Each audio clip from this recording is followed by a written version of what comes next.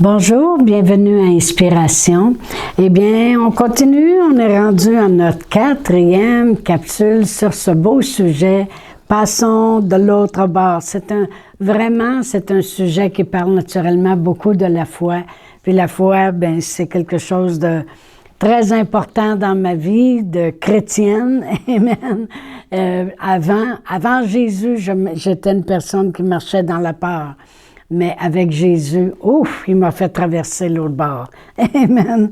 Alors, ça va vraiment, avec le titre des capsules, Passons de l'autre bord, on prend vraiment notre texte dans Luc et dans Marc, et à propos de l'histoire de Jésus qui a dit aux disciples, Passons de l'autre bord. Ils ont embarqué dans la barque. Puis lorsqu'ils étaient au milieu de la mer, ben les flots, le vent, le tourbillon s'est élevé. Ils ont eu peur, ils ont paniqué. Ils ont réveillé Jésus parce que lui, il dormait. Et puis Jésus a pris autorité, puis on a vu que Jésus leur a dit « Où est votre foi? » Et puis, c'est l'histoire que nous avons vue. Et on a vu dans notre première capsule, d'après cette histoire, que Jésus passait de l'autre bord parce qu'il y avait quelque chose à aller faire.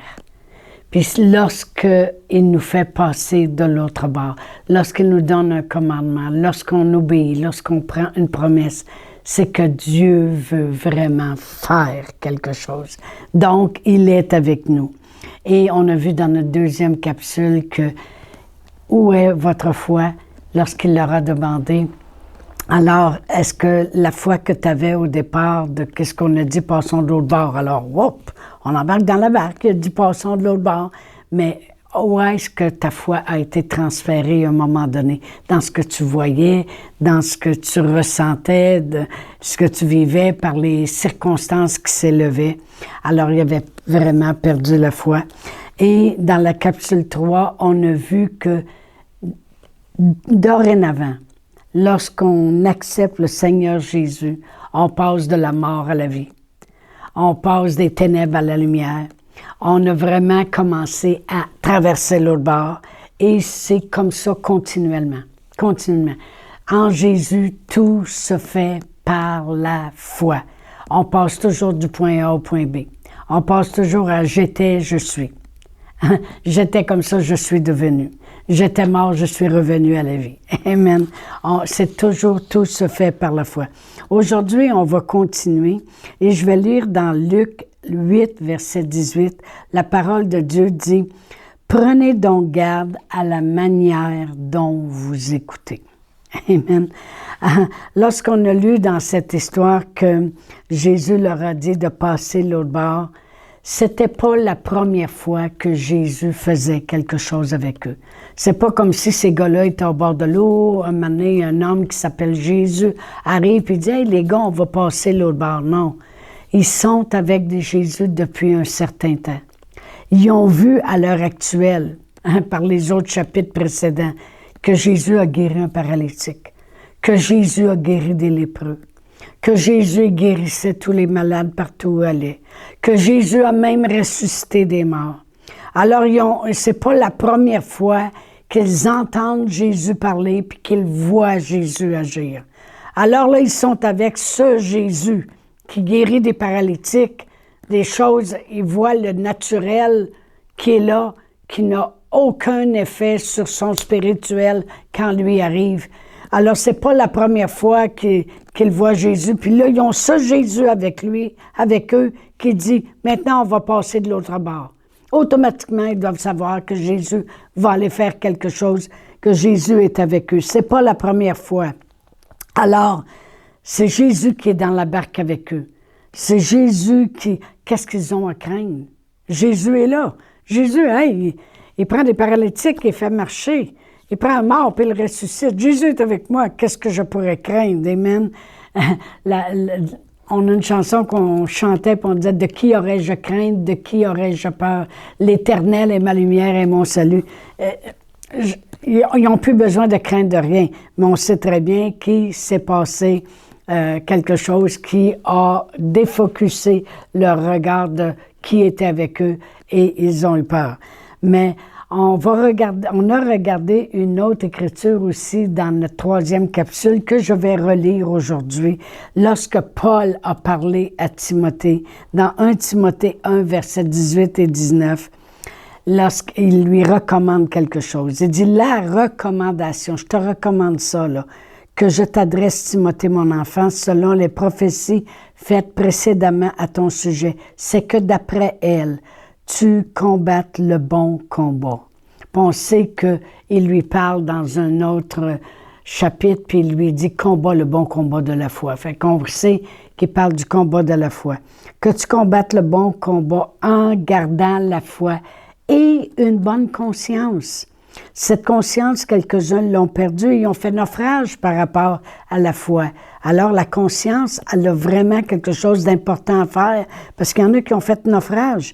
Puis il dit, de ce nombre sont Hyménée et Alexandre, que j'ai livrés à Satan, afin qu'ils apprennent à ne pas blasphémer. Le bon combat, c'est le combat de la foi qui nous amène toujours à la victoire. La foi et une bonne conscience. Qu'est-ce que c'est avoir une bonne conscience? C'est une bonne perception. Une bonne perception de Dieu. Une bonne perception de la parole de Dieu. Une bonne perception en ce qui concerne l'amour de Dieu dans nos vies. Une bonne perception. Perception, c'est une action de percevoir par les sens et par l'esprit. Percevoir, c'est saisir par les sens puis par l'esprit. Une bonne conscience, une bonne perception, lorsqu'on entend la parole de Dieu, ce n'est pas seulement par les sens, mais par l'esprit. Puis par l'esprit, on doit saisir une bonne perception à propos de Dieu. Est-ce que Dieu a déjà abandonné quelqu'un? Est-ce que Dieu a déjà empêché quelqu'un d'être guéri? Est-ce que Dieu a déjà fait que Jésus n'a pas pardonné à quelqu'un? Quelle perception? Une bonne conscience, une bonne perception. Et il dit, garde la foi et une bonne conscience. Lorsque les événements s'élèvent, lorsqu'il y a des tourbillons, des vents, des tempêtes, parce que là, tu es sur le lac que tu dois traverser pour te rendre à l'autre rive. C'est important de garder la foi et une bonne conscience, une bonne perception. Qui est Dieu? Est-ce que Dieu est un Dieu qui ne pardonne pas? Est-ce que Dieu est un Dieu qui va te faire quelque chose juste parce qu'il veut te punir, il veut te faire apprendre, il te rend malade pour t'enseigner? Non. Quelle perception! Parce que quand les tourbillons s'élèvent, des fois je regarde les gens qui ne gardent... La foi est là, mais ils n'ont plus une bonne conscience, ils n'ont plus une bonne perception des choses. Ouais, mais peut-être que Dieu voulait dans le fond que je pense... Tu vas faire naufrage. Tu vas faire naufrage dans la foi parce que tu n'as plus une bonne perception de qui est Dieu. Est-ce que Dieu est comme ça? Est-ce que Dieu aimait ça, voir le monde malade? Non. Justement, quand tu as regardé le monde malade puis qu'il s'en allait en enfer, il a dit, j'ai un plan, je vais envoyer mon fils unique, en qui j'ai mis toute ma confiance. Et je sais que mon fils va sauver la terre entière pour quiconque voudra le croire. Amen. As-tu une bonne perception de ce que dit Dieu? On dirait que Dieu, les gens pensent que Dieu dit une affaire, puis après ça, Dieu ne le dit plus, puis Dieu a changé d'idée. Dieu, il m'avait dit ça, mais à fin de compte, Dieu, il m'a reparlé, puis il m'a dit ci, puis il m'a dit ça, puis c'est comme ils sont tout mêlés. La parole de Dieu nous dit que quand Dieu parle, la chose, elle arrive. Quand il ordonne, elle existe. Quelle est la perception que tu as de Dieu? Quelle perception que tu as? Est-ce que Dieu est vraiment avec toi? On dirait qu'à te regarder, tu as l'impression de faire tout seul les choses. Ouais, mais là, tu sauras, c'est difficile, puis j'en combats des affaires, puis Hey! Tu vas faire naufrage. Tu n'as plus une bonne perception. Dieu est avec toi. On a vu dans notre première capsule que si Dieu te donne un ordre de passer de A à B, c'est parce qu'il veut faire quelque chose. Il y a quelque chose de grandiose qu'il veut faire. Dieu ne fait que de grandes choses. Dieu ne fait que des miracles. Il ne veut que de voir son monde sauvé, guéri, prospère. Dieu, lorsqu'on regarde Jésus sur la terre, il allait de lieu en lieu faisant du bien et guérissant tous ceux qui étaient sous l'empire du diable. Quelle perception as-tu de Dieu, de ce que Dieu veut faire? On dirait que tu penses que Dieu, il voulait juste t'emmener là à là pour te punir. Non, Dieu, quelle perception as-tu de Dieu? Qu'est-ce que tu penses? Dieu veut toujours faire des grandes choses. Si Dieu m'emmène là, c'est parce que Dieu veut faire quelque chose. C'est Dieu qui agit en moi. Amen. Paul parle à Timothée de gens qui ont perdu une bonne perception de Dieu. Puis c'est Hyménée puis Alexandre. Puis qu'est-ce qu'ils ont fait? C'est qu'ils ont pris la parole de Dieu, ils l'ont virée à l'envers, puis ils ont créé des disputes partout. Ils ont été un grand problème pour l'apôtre Paul. Il dit, je les ai livrés à leur conscience pervertie, autrement dit. Amen. Mais dis-toi, Timothée, garde une bonne conscience de la parole que tu as entendue. Tu as entendu que Dieu est bon, garde ça.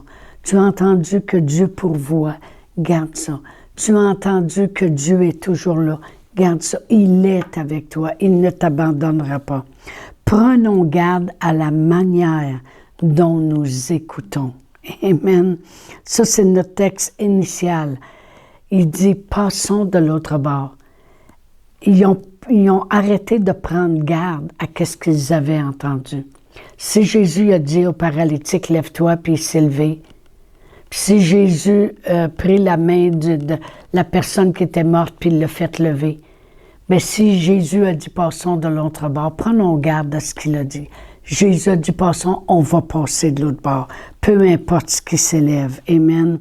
Mais à cause du vent, des soucis, des flots, les choses sont venues étouffer ce qu'ils avaient entendu. Amen. Alors, ils ont arrêté de prendre garde à ce qu'ils avaient entendu, puis ont décidé d'entendre d'autres choses. Amen. Faites attention. Prendre garde à la manière qu'on écoute. Une autre traduction se dit comme ceci. Considérez attentivement ce que vous entendez. Recevez-les pas juste avec les sens. Saisissez-le avec l'esprit. Dieu est bon. Dieu est bon. Si Dieu est bon, Dieu ne met pas la maladie.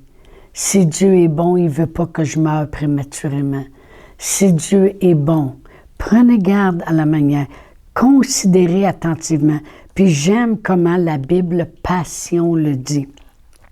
Fais très attention à ton cœur lorsque tu écoutes mes enseignements. Est-ce que tu les écoutes de la même manière que tu les écoutais au début?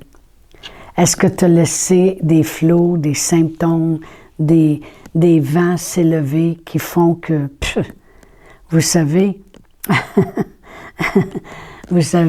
Marie, dans la Bible, la sœur de Marie et Aaron, frère et sœur de Moïse. À un moment donné, ils ont parlé contre la femme éthiopienne qui avait marié, lui, Moïse. Ça a passé. Mais quand ils ont dit, y a-t-il rien qu'à lui que Dieu parle? Il parle à nous autres aussi. On est capable. Ça n'a pas passé. Il faut faire attention. Faire attention. Fais attention à ton cœur lorsque tu écoutes mes enseignements. Les choses que tu as laissées rentrer, qui vont voler cette belle parole que tu voudrais. Fais attention. On peut percevoir avec notre esprit comment est Dieu, combien Dieu est bon. Lorsqu'il nous dit de passons l'autre bord, j'ai marqué lorsqu'il dit par les meurtrissures de Jésus tu es guéri. Prends garde à la manière que tu entends. Regarde à ton cœur quand tu entends. Lorsqu'il te dit, bien-aimé, je souhaite que tu prospères à tous égards et sois en bonne santé. Regarde la manière que tu écoutes la parole. Saisis comment Dieu est bon et veut le meilleur. Lorsqu'il te dit « Je suis ton berger », tu ne manqueras de rien. Lorsqu'il te dit « Je suis avec toi », je ne t'abandonnerai jamais. Regarde, fais attention à ton cœur. Fais attention à ton cœur. Laisse pas les flots, les circonstances venir ternir cette parole que tu as entendue puis tu avais reçue dans ton cœur. « Ah, moi, j'étais sûre que je serais guérie, puis en fin de compte, je ne l'ai pas été. » Fais attention à ce que tu as laissé rentrer dans ton cœur. Dans Proverbe 4, je vais terminer avec ceci, versets 20 à 26, il dit « Mon fils, sois attentif à mes paroles, prête l'oreille à mes discours, qu'ils ne s'éloignent pas de tes yeux et garde ça dans le fond de ton cœur, parce que c'est la vie pour ceux qui les trouvent, puis c'est la santé pour tout leur corps. Garde ton cœur plus que toute autre chose, car de lui viennent les sources de la vie. Écarte de ta bouche la fausseté, écarte de tes lèvres les détours. Fais que tes yeux regardent en face. Moi, je le sais quand les gens me parlent puis ils ne me regardent plus. Je sais qu'il y a un problème. Que tes yeux regardent en face puis que tes paupières se dirigent devant toi. Considère le chemin par où tu passes et que toutes tes voies soient bien réglées. Ne te détourne ni à droite ni à gauche, puis écarte ton pied du mal. Ça veut dire fais attention aux tourbillons puis aux choses qui voudraient s'élever. Dieu veut toujours nous faire passer du point A à point B parce qu'il veut faire quelque chose de grandiose dans ta vie. Fais très attention à ton cœur lorsque tu écoutes la parole de Dieu. Alors, je vous dis à la semaine prochaine, puis on va la semaine prochaine terminer notre beau sujet sur « Passons de l'autre bord ». Chantal Paulus est avec vous tous les jours du lundi au vendredi sur Facebook et YouTube. Vous pouvez écrire à Chantal en privé sur Messenger. Si vous avez manqué une capsule, retrouvez-la sur la section vidéo de Facebook ou sur YouTube si vous désirez faire un don par Interac. Voici l'adresse courriel capsule.inspiration au pluriel @gmail.com. Le mot de passe est inspiration au pluriel. Vous pouvez aussi faire un don par www.eslr.org/dons.